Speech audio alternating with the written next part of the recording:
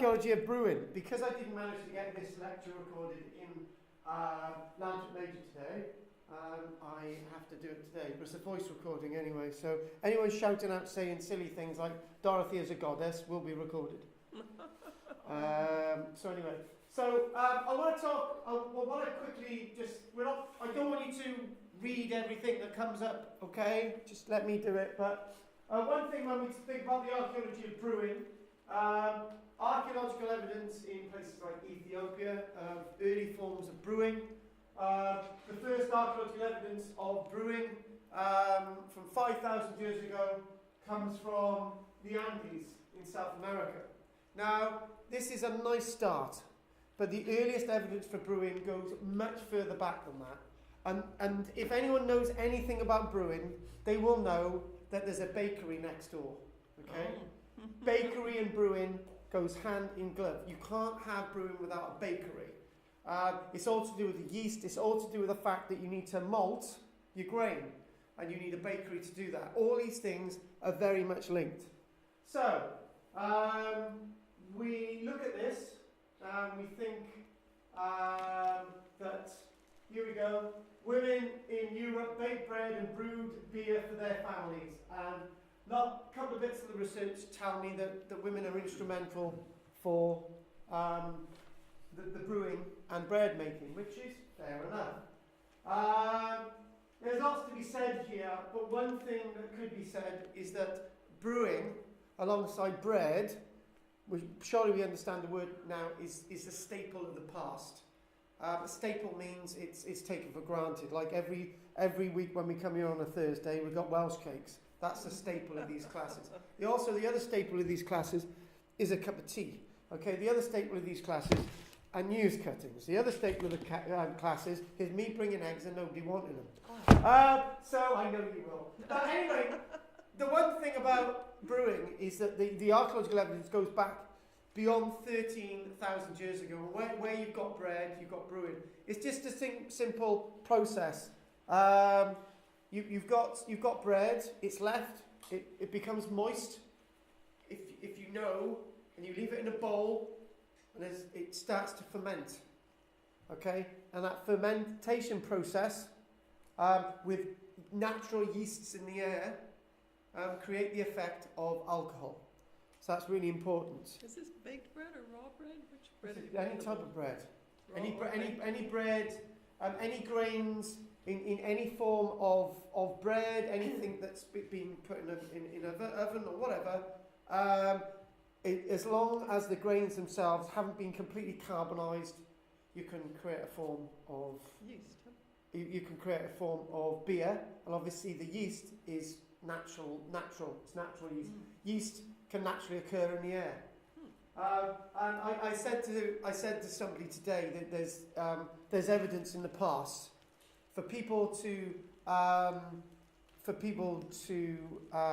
mulch the grains with liquids and other different things. You might use it as if you're in a wine press. So you would press on it with your feet, and your feet itself would create natural yeasts, okay, bacteria that would be instrumental in the fermentation process, creating your alcohol.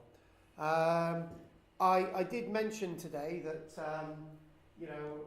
when we're looking at the wine process, there's seemingly a lot more bacteria and other things involved in the wine process, but naturally beer itself is a very important staple within our past.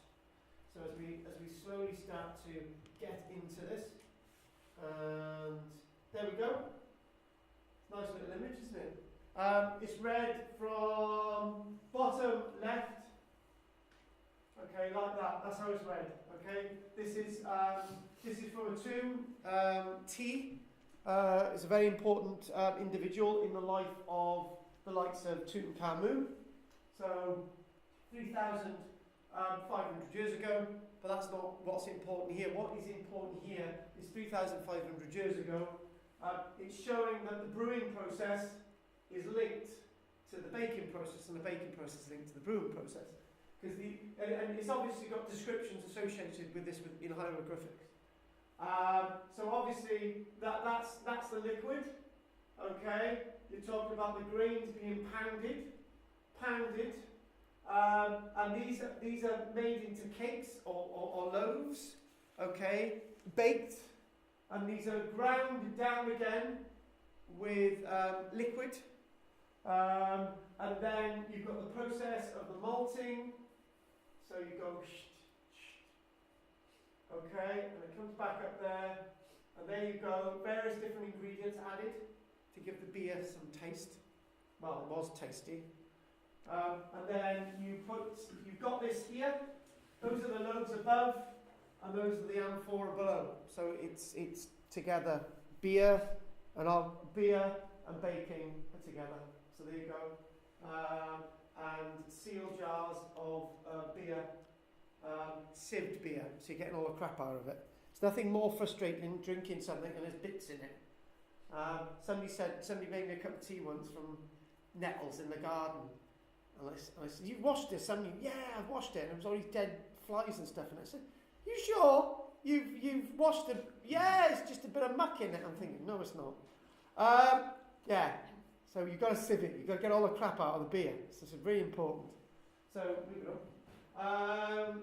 And what we do see, the reason why we're doing brewing in ancient Egypt, because there's lots of evidence for it, and there's so much information. But anyway, so lots of evidence for it. And this is ancient Egypt.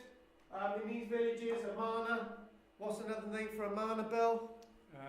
Tel Amarna is the old city of Akhenaten. That's the one, Akhenaten. Well, the city was called Akhenaten. Akhenaten. Akhenaten, the city of Akhenaten. See, so, don't worry, we did that lecture. We got in here. Can you remember that lecture? I screwed it right up. I got the two the wrong way round. I'm thinking. We don't do it, no. Akhenaten. Yeah, but there was a bloody expert in the room, wasn't there? Well, Anyway, so in archaeology, what we think is that everybody is eating the different foods and stuff that I'll be doing in the other classes, right? But we're doing the honey, we're doing cheese and butter and all the rest of it. Lots of things I've been saying is that initially it's all about people with money. But then again, you start to think of the poor people making it all. It's actually for everybody. Because the attitude that all these things are eaten and consumed by the rich people and the poor people just eat a packet of crisps in the corner is based on the fact that we haven't excavated the homes of the little people, the vulgaris, the poor people like me and Dorothy. And now they've been excavating these villages that are owned by the poor people, and we can tell that they're not only producing the beer for the aristocracy, they're drinking a lot of it. It's beer and bread in ancient Egypt, as in France, it's wine and wine and wine. But anyway, this is the point. So you can ask, may you ask, if, you're drinking beer because the water's contaminated. This is ancient Egypt, 5,500 years ago. There was some contamination of the water, okay, but lots of the natural springs and all the rest of it, okay. You would obviously create the beer. It was nice to drink, and there was, forget about the water contamination thing. People had no idea that water was contaminated. Nearly had a big argument today in Lantern Major. It was like, oh yeah, but it's obviously proven in the past that people just drunk beer because they knew the water was contaminated and it was carrying bacteria. They didn't know that until the 1850s when Dr. Snow and Bazalgette suddenly realised that bacteria is carried in water. It wasn't until just over 150 years ago that we realised that. The reason why they're drinking beer in the past is probably because the water in Egypt didn't taste very nice, okay? Whether it was from a spring or whatever. I've had water from foreign countries. It's not very nice in some countries because they've got lots of lime in it, or they've got lots of other things in it, whatever. So nice beer is much better than drinking water. And my dad, for example, right? Oh, he drinks a lot of beer. My dad will not drink water. He will not have it. It's the most ghastly taste to him in the world. And when you think about that, you actually start to think, actually, it might not just be because they think the water's contaminated, because they didn't know the water was contaminated. They just drank it because it tasted better. In the medieval period, what people would do, they'd have a cesspit over here, which would be down. So cesspit up here. The cesspit goes down to about this level, and they think, right, we need to have a well. So if we put a well over by year, right, which is at the same level, and it contaminates and it starts to get yellow and brown, right, and it all comes through, people still drink that water and they don't link it with the bacteria and stuff in here. Okay, it's just gone a bit weird. They had no idea that the water was coming. This is what people were like. I think this was still the same thing in the 1850s. There were people with cesspits under their houses, right? And they would insist that they dug a well at the other end of the garden, and the cesspits were overflowing, and they couldn't work out why they were falling ill.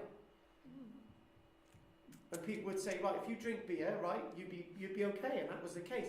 In fact, I know Guinness itself is a lager, isn't it? Oh, I got that completely wrong. But anyway, Guinness is a lager, isn't it? No, it's a beer. It's a beer, all right, Beer. then, don't worry. It's dark ale, isn't it? Dark ale. Right, anyway, Guinness itself, I'm told, somebody knows about these things, that Guinness itself, the best Guinness is made from water that isn't exactly clean. Okay, the best Guinness is from contaminated water.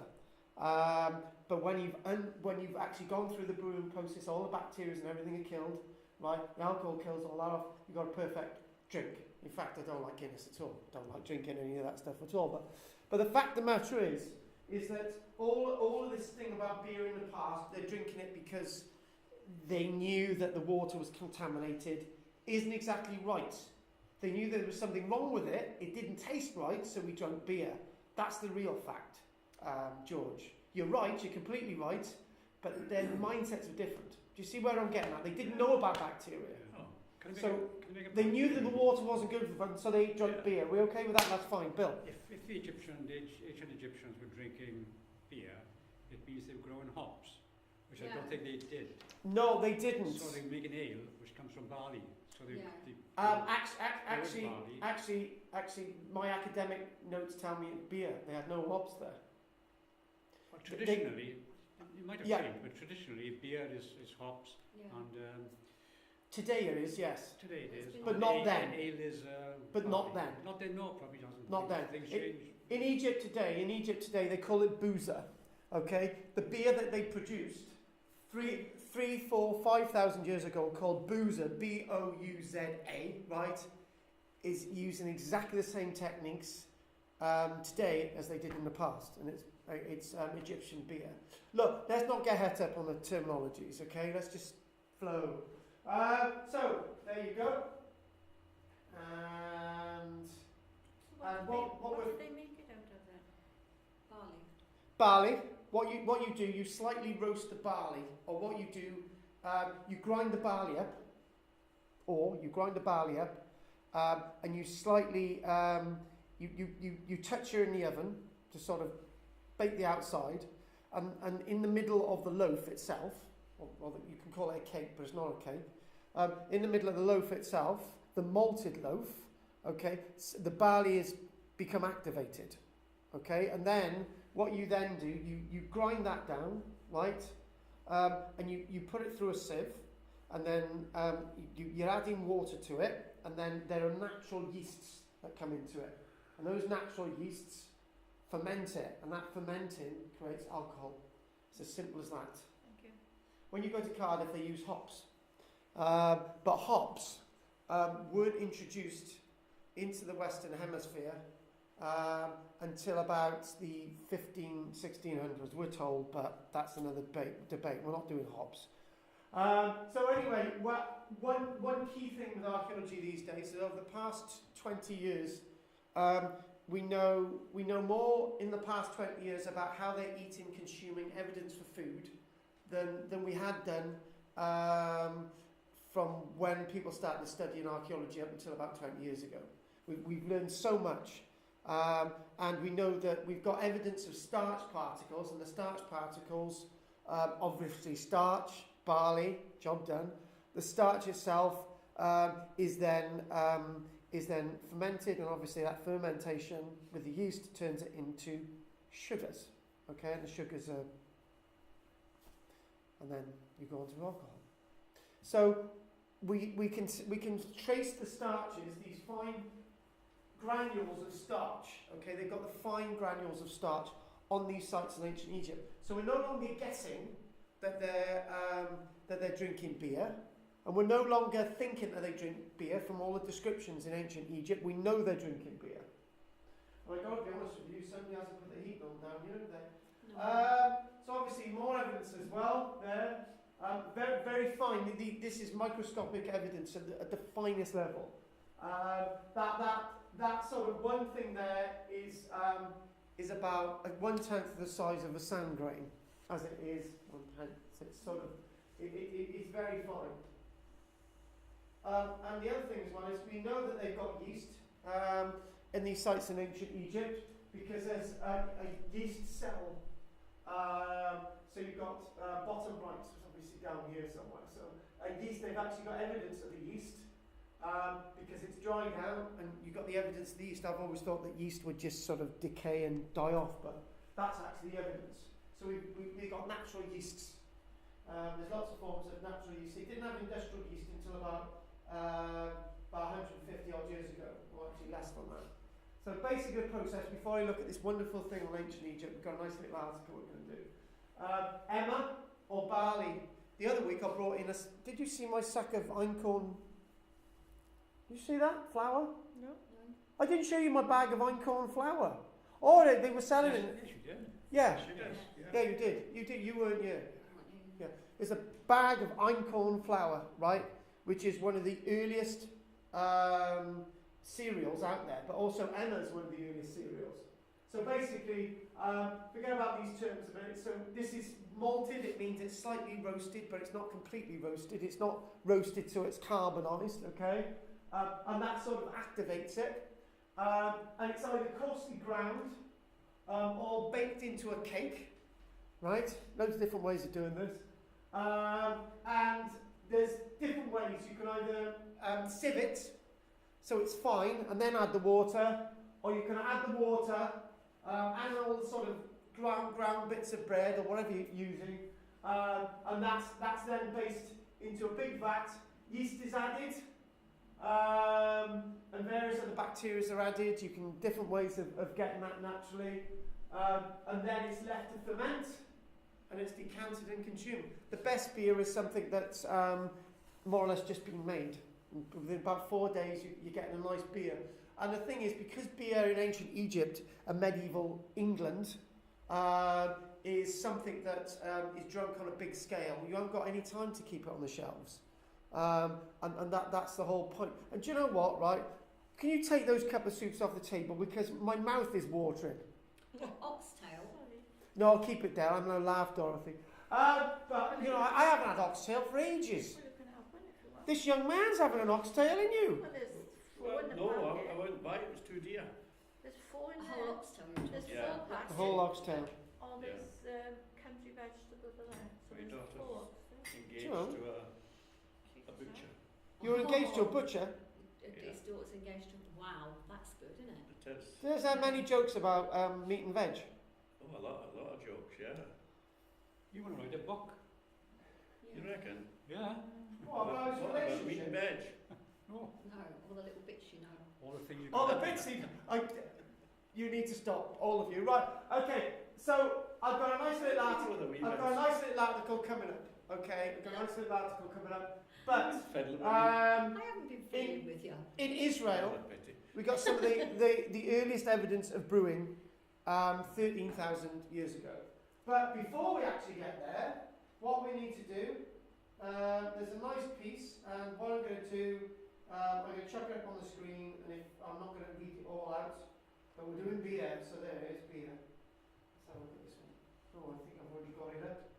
Oh, there we go. It's got quite a long one, but we're not going to spend ages on it. Egyptian brewing, the production of beer based on archaeological evidence, archaeological facts. So here we go. Production of beer in ancient Egypt was an important daily activity. It was very important, and it was important to everybody in ancient Egypt.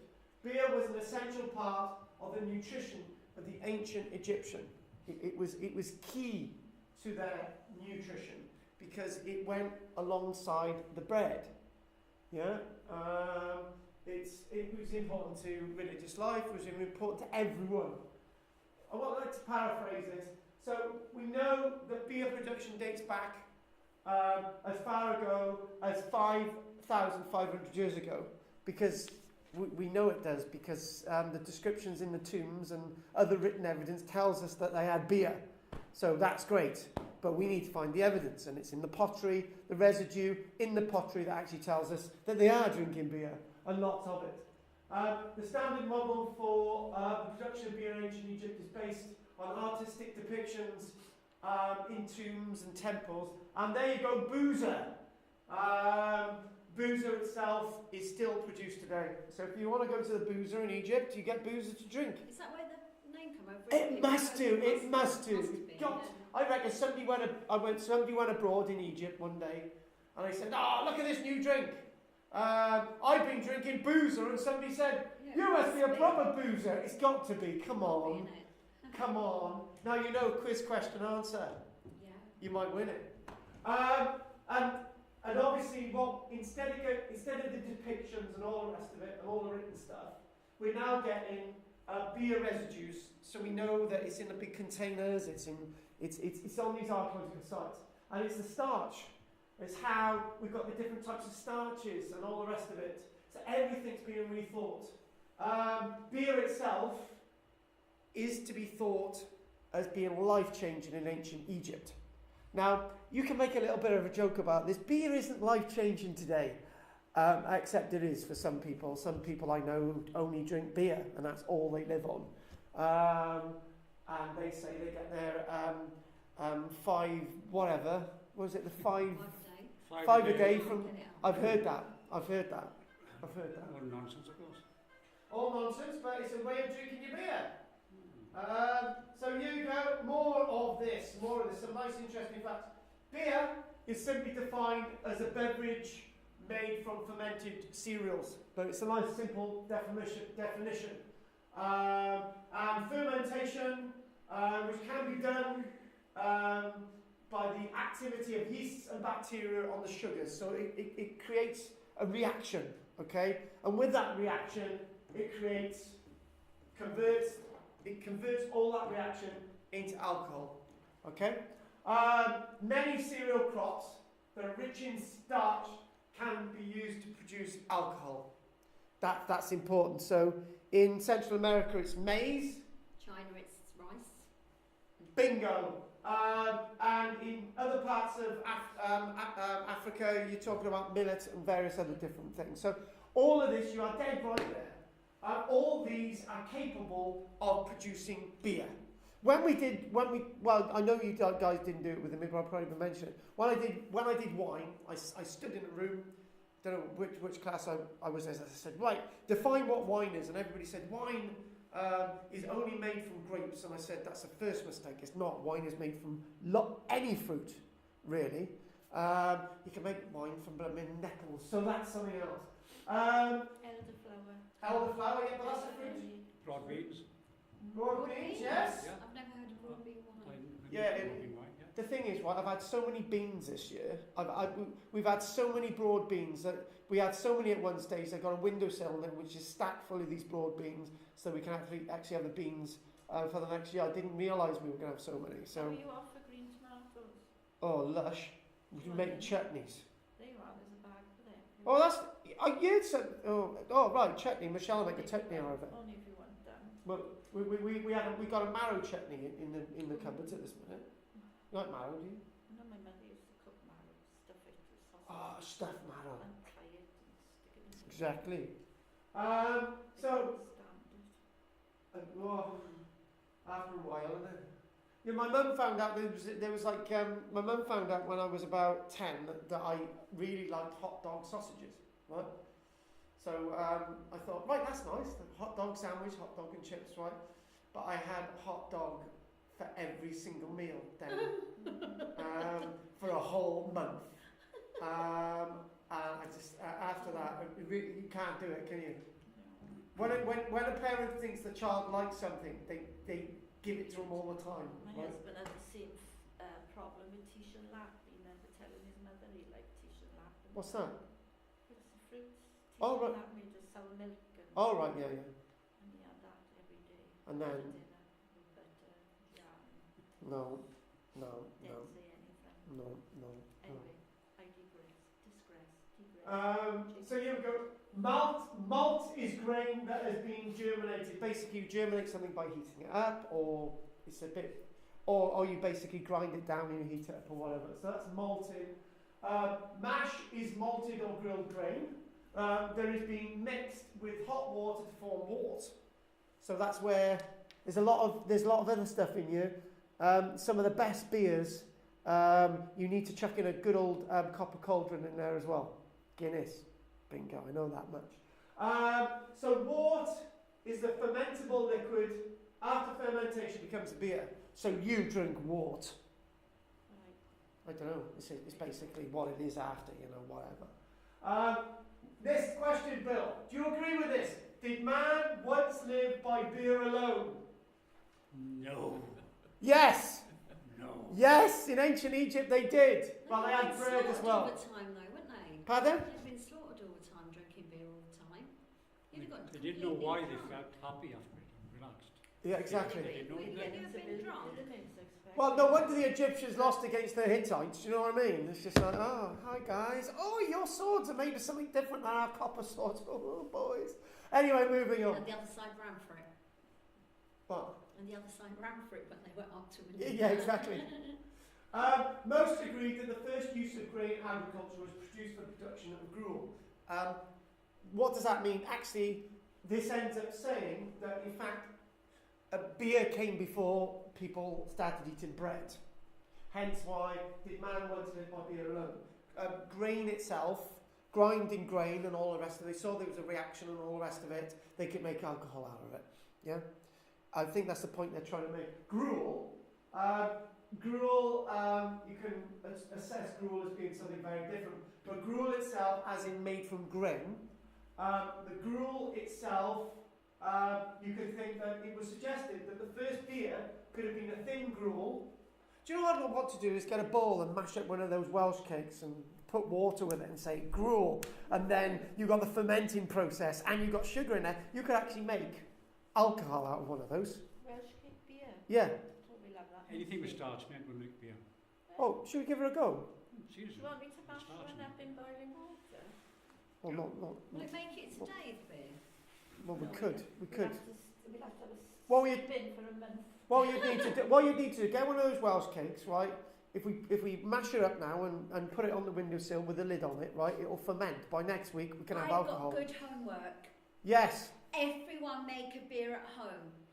Get By a jar next week. And put something in it. Put boiling. Yeah. That's all you're doing. Put boiling water on it. Mash it up. Yeah. Boiling water and leave it, and we'll all see what happens next We need week. yeast. Do you know You what? need yeast. That's right. I've got yeast because I'm Natural yeast. Natural yeast. The natural occurring yeast in it. Well, okay There'll then. be yeast in that, will there? No, there won't. No, there won't be. It's natural yeast because you can get natural yeast from the environment, depending if it's around. But If you leave it open. yeah, exactly. You've got to leave So it open. yeah, leave her open. Leave her open. Oh yeah, okay. Dorothy, that's her own work. Beer Um, is okay. I decline. Why? Beer from a Welsh cake. There's one fault about that, Carl. What's that? Well, you made it. Now, you're not going to bring it here without tasting it. Because if it's too bad, you won't bring it. No, you've got to bring it to see Gotta what bring you've it. made. Yeah, but... And the thing is, I can't drink it because it's alcohol, so you'll have to drink it. No, I'm not flipping drinking it. I'd have drunk mine before I got here. I might have to make Anyway. one with grapes. So it has been suggested that the first beer could have been a thin gruel left uncovered and inadvertently fermented with wild yeast in the atmosphere. The results of fermentation could have been pleasant. But as anyone who has left juice in the refrigerator for too long, the results of accidental fermentation are not always pleasant. Michelle bought a load of reduced yogurts recently, right? I ended up eating a lot, right? Every single day they would go a little bit more further off because there was bacterial elements in it, right? It started to ferment, right? Everything ferments. When the happy accident of gruel turned beer, George, was enjoyed, the practice of leaving thin gruel out could have caught on. That's what Glenda's putting pressure on us all now to have our own beer. Dorothy, your excuse, because your dog would probably get drunk. Why don't you make one, Dorothy, out of a Welsh cake?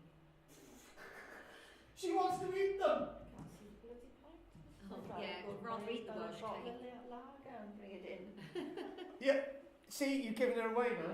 Yeah, I'd bring a can of Mackerson in. of beer as a fermented thin porridge is a clear sign that the earliest beers were different from what is commonly thought of a beer today. There you go. And also in stark contrast to today, this early beer was considered a staple. So what we're trying to say is beer itself was what everyone had in the past. Beer and bread.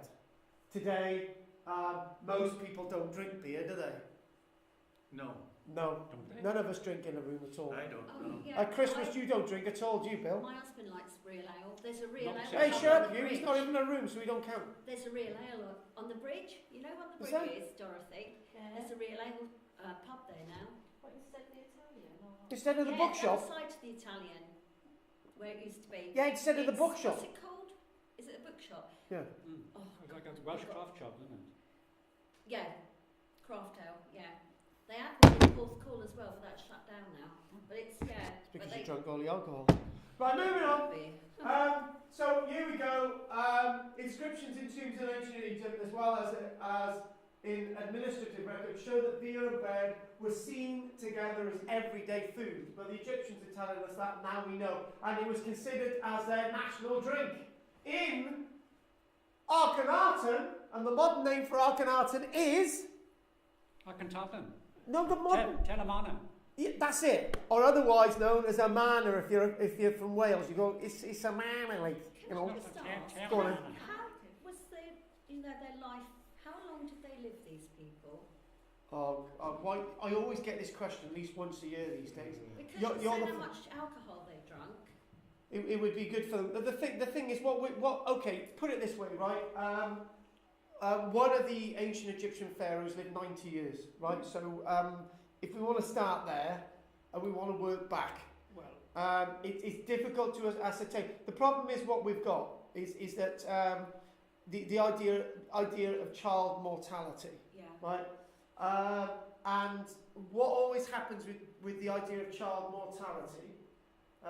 Do I get my balls out on this one? Let's get my little bits of money out on this one. I like these little things. It's Dorothy's fault. And I was thinking, because if they're drinking all that alcohol, are they living that long? What's that? But they Because have they work in to. a hot atmosphere, they quickly work the beer off, they evaporated and everything else. So- Oh, That's a load of money today, right? So if all those people are born today, yeah. there's a good chance that every single one of them is going to live into their 30s, right? That's a good chance. Mathematically, that's a good chance that every single one of them is going to survive, right? There might be exceptions that 5 or 6 of them in today's time might have died through different things, accidents and all the rest of it. But so that means that the average for people today lifespan is about, I think it's gone up, it's something coming up to 80 now. It's stopped now. Yeah, It's stopped at I've heard of that. It's going slowly back. yeah. Yeah. But anyway, for the sake of argument, it's about 80, right? The problem is in the past, most periods in the past, is that all of them might be born, right? And it might be that just that number actually get through to their 30s, I right? was saying, those that got through, how long was their lifespan? Bill's just explained 60, it. 70, 80, something like Yeah. that, people could live a good age. But if you manage to get through past that, right, these people have got a good chance of living, Yeah. okay? The problem is when you're looking at the demography, right,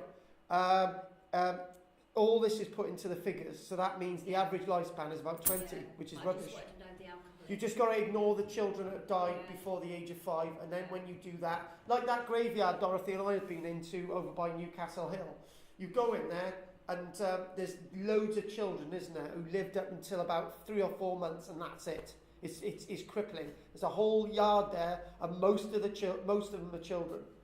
They're babies, aren't they? Yeah. So I remember that one. From one family. Yes, Oh. quite. Perhaps they had like smallpox. Yeah, it was. There was a cholera outbreak in Yeah, the cholera, yeah. 1840s. So anyway, that's answered that question. So here we go. In Akhenaten, right, Amarna, even there, the city only lasted about 20 years. There's a scene carved of vendors selling beer in the marketplace. Different types of beer. There's talk of them having dozens and dozens of different types of beer. in ancient Egypt, as you do today, right? But so in other words, today, if in fact I get so, I haven't told Michelle this, I get so bored of drinking tea all the bloody time because I can't have Coca-Cola, I can't have fizzy drinks, I can't have squash. So it's either that or juice or tap water, Hot right? chocolate. Can't have hot chocolate, really. Chocolate in it. So what I'm drinking is so boring, right? So if take that back, if the only thing I drank was tea, right? Yeah. But what they did in the past, they thought, well, the only main thing we're drinking is beer, right? Wine is a luxury. Wine's a luxury to lots of us today, except for Glenda. What you do, what they did, they added things to it. They added things to the beer. So you had a beer that tastes fairly strong. You had a wheat beer. You had a beer that tastes quite spicy. You had a beer that tastes really malty. I'll tell you what, that's nice. A really malty beer. That's nice. So they had all these different flavours because if you just had one tasting beer, life would be very boring if you're drinking tea all the time. Oh, and by the way, the national drink of Britain is no longer tea, it's coffee. Yeah. 60%, you listen to the same stuff as me, 60% of the population now drink beer, drink coffee rather than tea. And Bill drinks lots of beer. The fermentation of grains can actually enhance the nutritional value by adding sort of various acids, sugars and vitamins which would give a thing to the taste. Nutritional part of the diet. Beer could be something that could be stored, for kept over a long period of time, or something that you would drink instead of water. Water from wells or rivers could have harmful bacteria. So instead of them even thinking about bacteria, they thought, well, I don't like the taste of the water anyway, we'll have beer. So, you know, that's how they're getting around it. That was a discussion me and George had. We know that water sources would have been contaminated in different periods of time, but they didn't think about that. They thought, right, beer's a lot better tasting than water. So there you go. The alcohol quality of beer would have been enjoyed just as it is today. I did have one person in my lads with major class today who said that they used to ferment beers at home and they couldn't work out the volume of the beer, and I think they said they got one about 15-20% this one day, and they had one pint of it and they knocked them out. They wouldn't have been like this in the past because it would have been a standard thing, standard ingredients, standard method of doing it. It's like anything in the past, right? You follow a recipe. Yes, you follow the recipe, every single ingredient to the moment, and we know that through isotopic analysis that we're actually doing now. They know that at different temperatures for a certain length of time, and so on and so on. We've got that technology now. They didn't have the thermometers and all the stuff that we've got today, so they couldn't guess it, they knew it. For example, people making copper in the copper furnaces, right? They knew by looking at the temperature that it was just about right to draw out. Okay. Later on, they knew the temperatures that were required for iron by looking at the colour of the flame. Today we've just got thermometers. Back then they didn't, so they had different ways of doing things. Like this next, the effect of alcohol would have been a way to relax and socialise. But if you're so used to it, like an alcoholic, you're not going to bloody know, are you? I see your point, Glenda. Were they up to fighting and all the rest of it? But it said, for example, in South Africa, that the Zulu was an extremely good warrior because of the psychotropic qualities of the things that they drank and ate before going into battle, and it sort of geared them up. So they could charge at somebody could put a spear through them and they could keep going. Somebody could really hurt them, right? And they could keep going. This is why they were drugged. They were drugged. I'm not sure what drugged them. Yeah. But when it comes to Zulu beer, when I was in deeper Zulu a few years back, bring it to us. Let me just tell you. I saw them making beer. So they have a big pot and a big, like a big pestle and mortar. Yeah. You put the maize in. Yeah. Bit of water and do all this, right? And as they were working away, singing away, they'd spit in it. Sorry. The reason is that they wanted to get enzymes into into the maize to break it down, really ready for the malting sort of process. And that's the yeast, that's the bacteria. I like tasted it, Use all but they didn't tell me that at the time. no, but What is yeast? But it makes sense, actually. Or what is yeast? Yeast is a natural occurring bacterium. It's a living something else. organism. Yeah, it's an active ingredient that turns I things. know, because we used to go to the baker shop for yeast. We used to escape. Yeah. It converts sugar into alcohol Yes, as part of the process. Whatever the process is called, fermentation. fermentation. Yeah, Yeah. it needs to be warm When to you make ferment. bread, Yeah, you have to Temperature's put got to be yeast right as and well. sugar and there's a together. reaction, Yeah. right? Yeah, when we make bread, you have to put water in, obviously. Like sugar and Yeah. yeast are the two. Yeah. Yes, active ingredients exactly with your bread. Is that homemade? No, not today. It's Costco. How dare you! I'm not going to eat it. I'll only have homemade bread. Okay, no, that's fine. Did you say Costco? Costco. You've got Costco's here. No, Cardiff. Oh right, fair enough. Go there. And once a listen week. to this. So here we go. Beer. This is Egypt again. Back to ancient Egypt. Beer was also used for medicinal purposes as either a part of the mixture to help make the medicine taste better, or as the medicine itself. And on one papyri they found in ancient Egypt, they had a medical papyri, and on that medical papyri it itemised 17 types of beer that which was used for its medicinal properties in ancient Egypt. So beer was used as a medicine. I'm sure a drunk man going home at night after his wife has banged him over the head with a saucepan for being drunk says, "I tell you what, as medicinal value, can I have some beer I've got again?" that hair of a dog then, isn't it? They used to give Well, it's still patients- happening in this day and age. Yeah, they give a Mackerson because it's a stout that feeds them. Mackerson. We used to give it to the patients. Yeah, well, To feed them up, wasn't it? Feed them up. Like the iron. Yeah, I've heard the iron. Yeah. that's what you Yeah, get in the yeah. hospital. Good for 50 years expecting ago. mums as well. Yeah. Yeah. Iron. Yeah, Yeah, yeah, about that, yeah. Yeah. So you could think of beer being left as an offering for gods. It's beer being placed into tombs for the afterlife. One certain tomb they excavated at Mecca Ray. Not only do we have these descriptions of breweries and all the rest of it, and we have hieroglyphs and we have relief carvings and papyri and all the rest of it.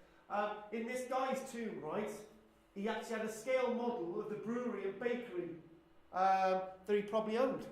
An actual full-scale model. So the archaeologists think, right, you know that model that we saw, you know the evidence in the ground that we're seeing, it's exactly the same as the model, so we know what that is. So therefore, this is a brewery and a bakery, job done.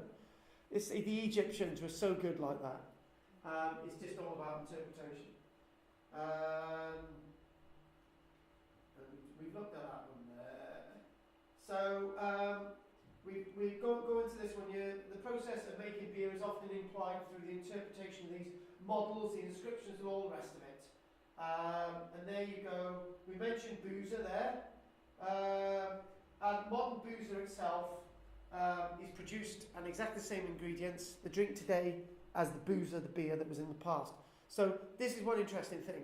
We can recreate precisely the taste of ancient Egyptian beer because it's basically being produced today, right? Obviously, you need to tweak it a little bit to be exactly the same as ancient Egyptian beer, but it wouldn't take a leap of imagination, right? On this case, we could probably get a real taste of the past. However, our palate would be very different from an ancient Egyptian's, and what we're tasting and what we're feeling when we drink that would be very different. But there's very few examples that we can actually really reconstruct flavours from the past, because different enzymes, the different acids, for example, if you're using goat's milk and cow's milk would be slightly different in the past. The way we're dealing it would be slightly different. Our palate has changed and all the rest of it. So that's problematic. So it's difficult to recreate tastes in the past. But beer, you could probably get exactly the same taste that we're tasting today as they felt in past generations. I think what we're going to do now, when I actually looked at this, the text and stuff, I thought, right, let's just sort of paraphrase some of this, and and it's just just a few of these things. It's saying the dough for brewing was baked. There you go, and then crumbled into a vat and mixed with water. Sometimes date juice. This mixture was sent to ferment quickly, and the liquid was strained, get all the horrible bits out of it, sealed in a container or consumed straight away. So that's your beer in the past. It's lots of other ways that I actually went through today, and it got sort of a bit onerous and whatever. So what I'm going to do now, I'm going to go to the exciting find in Israel. Railway to get a pint of beer for us. Pardon? I thought you were going to nip over the railway and get some beer for us. I'd be beaten up, but the problem is they'd probably have a drug raid there, and I'd have to run back in here and pretend to be part of the class, like that guy did that day, Jason. Never seen him again. Do you know what? Jason was all over him. Oh no, Anne was all over Jason. Like Anne was like, "Oh, Jason, he's going to come back. I hope he comes back. He's a really nice-looking boy." And she contacted him on the internet. Really? Yeah, they'd been communicating. No. And I'm thinking, I don't know about this, Jason. Was I helped? I wasn't here neither. yeah, Jason, basically, there's a drug raid down the road, right? And this guy shot in here. As I came down the stairs, Jason said, "Oh, can I join your archaeology class?" And he was sat at the back. And then he said, "Oh, right, sorry guys, I've got to go now. I didn't realise what the time was." And he said, I was here when that man was "Yeah, here. that was him." Was he? Oh. Yeah, Yeah, I was here. Dark haired boy. yeah. Yeah. I can't Yeah, remember I've that. seen He looked like, but he wasn't here long. I must have been on my that's travels. right. Yeah. Archaeologists uncover world's oldest known brewery in Israel. And actually, should we have a little break? Let's have a break. Yeah. Break. Break. Break. Break. My I'll nose say is no to that. Okay. My nose is freezing. Yep. Right? Archaeologists uncover world's oldest known brewery in Israel. Fantastic pieces of evidence. And where is the evidence of their brewing? In the wedding Bridge that James. Jason went. The holes. Ah, The holes in the ground. They've identified that these holes themselves were actually used for brewing, and this is 13,000 years ago. Naturally, most archaeologists we might think these are post holes or storage pits for grain or anything else, or they're for burials or something. But they've identified these because they've been looking at the residue of sediments in there, and these were actually used for the fermentation to actually create the beer itself. And what it actually says in this article, it says people have been knocking back beers for 13,000 years according to new archaeological findings. This is a site near the campus, there was Tel Aviv, the capital city of Israel, but the second city is Haifa. And in a cave, Rakfet Cave, a site that was used by the ancient peoples of the Tufians, who are a semi-nomadic sort of hunter-gatherer people, they found evidence of the beer. Initially, they found evidence of they found the evidence in July. Now this is September, but in July, way back in July, they found some really evidence of bread. But obviously, then they found the evidence of the beer, which dates back 13,000 years ago. We've already mentioned beer and bread go hand in glove. Beer was also previously believed to be merely a byproduct of bread making. But, here we go. Again, this is another one saying it, but archaeologists say that that isn't necessarily the case. Instead, researchers believe beer may have been served during ritual feasts to venerate the dead and enhance the group. And in fact, the pits in the ground might be some of the most earliest evidence that we've got for some of these earliest forms of beer. Again, whether beer or bread came first is still debatable. We did not set out to find the alcohol in the stone mortars cut into the ground. We just wanted to investigate what else was around, what other plant life was around 13,000 years ago. Researchers theorise that beer brewing may have inspired the Natufians to cultivate cereals in the area. So they may have thought, right, we'll grow crops to create the beer, not grow crops to make bread. That's what they're saying. But it's not currently known whether beer or bread came first. The mortars dug into the cave floor were reportedly used for storing and pounding wheat and barley, as well as brewing beer, 13,000 years ago. we mentioned this gruel-like substance, so it's a gruel-like substance, and you've got the active ingredients where everything's fermenting, and obviously you scoop off the liquid, and that's the beer itself. Strangely enough, that isn't where we finished today, because we've suddenly gone from Israel to Sweden. Swedes have been brewing beer since the Iron Age, new evidence confirms. This is back to June this year as well. It's almost as if all these discoveries seem to be made at the same time. The stuff in Israel was basically September time, and this is back in June. This is all this year. That area there would be where they would be roasting some of the barley, or heating some of the barley up in cauldrons to sort of try and sort of malt it a little bit, and that's what this is. This is in Sweden, an area of stone packing and wall foundations of an oven. So archaeologists from the university in Sweden have found carbonised germinated grains showing that malt was produced for beer brewing up to 2,000 years ago. We found carbonised malt in an area where low temperature ovens were. And the findings tell us at least that the malt making in Sweden goes back to about 1,600 years and probably around 2,000 years ago. So archaeologists have long known that beer was an important product in ancient societies in many parts of the world, as we've been saying, in Israel and Egypt. Through legal documents and images, it has been found, for example, beer was being produced in Mesopotamia 6,000 years ago, modern day Iraq. But now we're going all the way up to the likes of Sweden.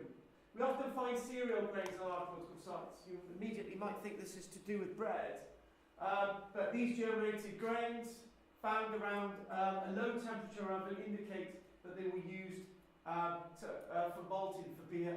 The first is the malting process, followed by the actual brewing itself. The process of malting starts by wetting the grain with water in some circumstances, allowing the grain to germinate. Or the other situations we've mentioned about it being the barley being ground down. The other process is to make it into bread and then to break up the bread. We've done all that.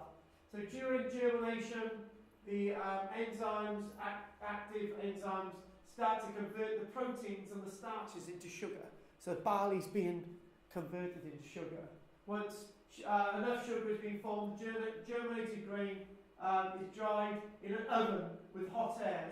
This is another way of doing it. And obviously then this itself being dried up again. This is another process of making beer in Sweden, and then you start the process then of fermentation, and then eventually you've got the alcohol itself. So they're doing a lot of investigation out there, and it just it mentions as well there's some sign that they're using that they've got brewing sites. Is evidence for this plant known as bog myrtle.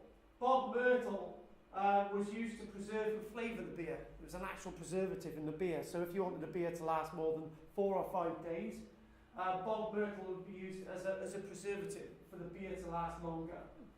And they're taking lots of samples around the site and actually come up with the idea that the beer itself and brewing has been taking place at these sites for an incredible Always makes me wonder, Carl. What's that? Always makes me wonder how, you just said they use the bog myrtle, how they first started to use certain things, because some things are poisonous, some plants, and it must, all trial and error, obviously. Yes. So people died doing that, didn't they? Of course they did. It just always makes me wonder how... Of course they did. Yeah.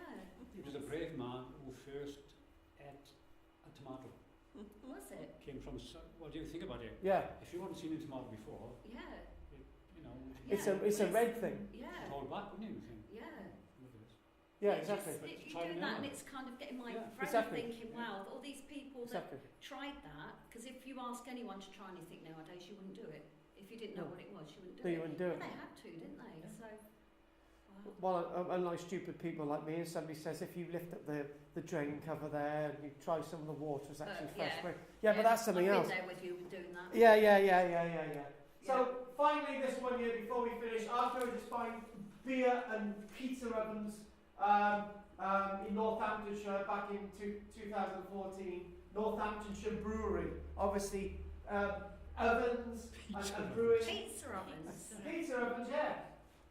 So obviously we've got evidence Are of. there Chinese there then?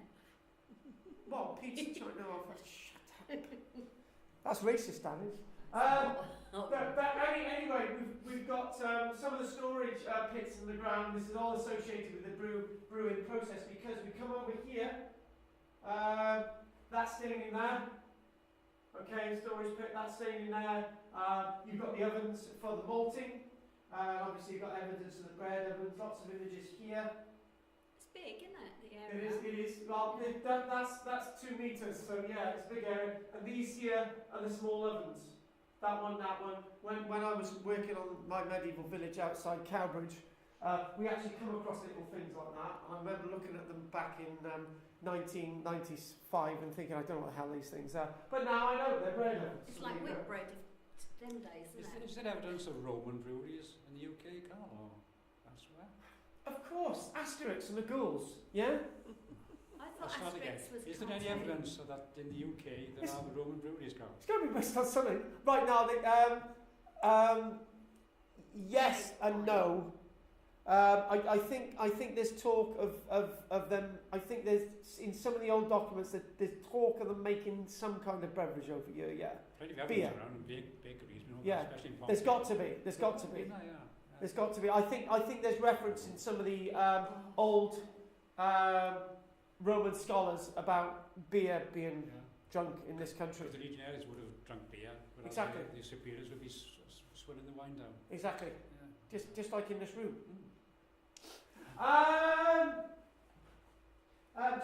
Just quickly, they're finding this site, an area of a malt oven.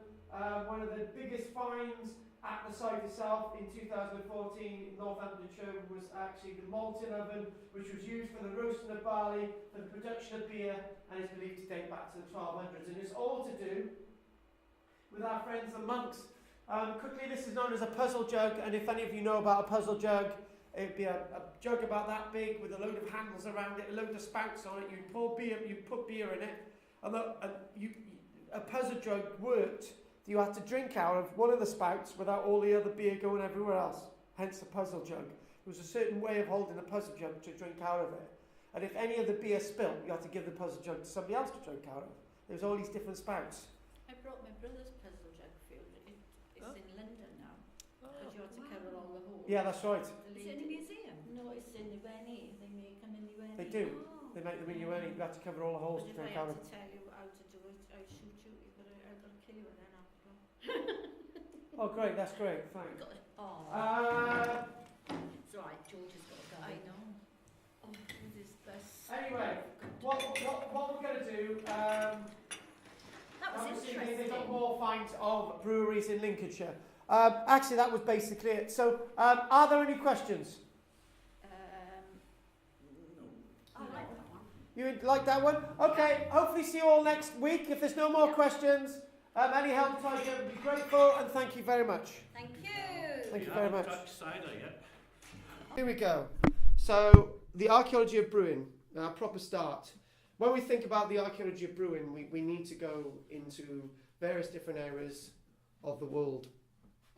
And very interesting that you brought that nice carved statue along, because it's in the likes of America that we've got some of the earliest evidence of brewing going back 5,000 years ago.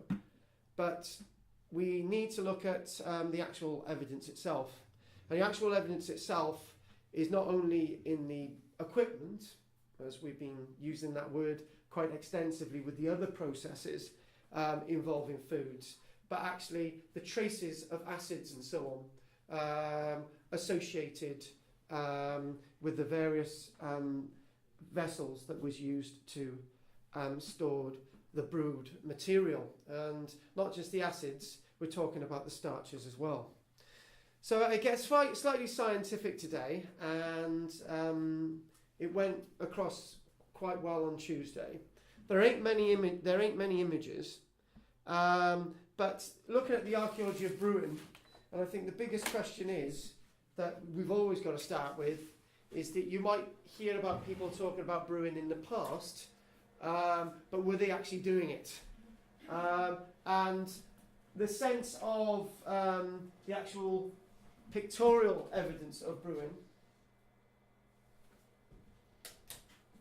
comes in various reliefs and carvings and hieroglyphic references in ancient Egypt, and you can see basically it says from left all the way something like this, reading it that way, that you can actually see the brewing process. And one thing that's very clear here is that the brewing process isn't to be seen alone, it's to be seen very closely associated with these things here. Bread. Brewing and bread is basically, give or take, liquid being used in the brewing process is in fact the same process. So they're very much linked. Where you see bread and bakers, you see brewers as well. And it may not surprise some of you in the room that some of the writers talk about women being at the forefront of advances in the brewing process in the past. But whether they're men or women, brewing itself, as you can see with this wonderful relief, is referred to in the past alongside the actual archaeological evidence that we find in the ground. Well, then, in this process, they're showing various acts of processing the grain. They're talking about the bread being broken up, and the bread being broken up, which is the malted grains, and then liquid is being added. You're talking about the process of the starches turning into sugars and all that type of stuff. But we'll come on to that scientific area in a short while. But we do actually have evidence of traces of the actual liquid itself in the archaeology, as we see with traces of all the other areas, all the other things that people drank and ate in the past. We're obviously seeing traces associated with the pottery. And it's only within the past 5-10 years that we're actually seeing the whole discipline of food archaeology coming to the forefront, with all the new scientific methods being used to actually find the food from the past. As some of us would think in the past that a book on pottery in archaeology is just a book on pottery in archaeology. We've got no idea what was used in those containers, and if we could think about what was used in those containers, the containers have been washed and all that delicate evidence has been washed away forever. So some of the areas that we're going to actually start off with is going to be ancient Egypt, and we're going to be looking at going all the way down to Luxor, going all the way down the river Nile, places like Amarna, places like Deir el-Medina, where you actually get the normal, everyday, common people living, and sort of ales, beers and all the rest of it are very much associated with both the rich and the poor.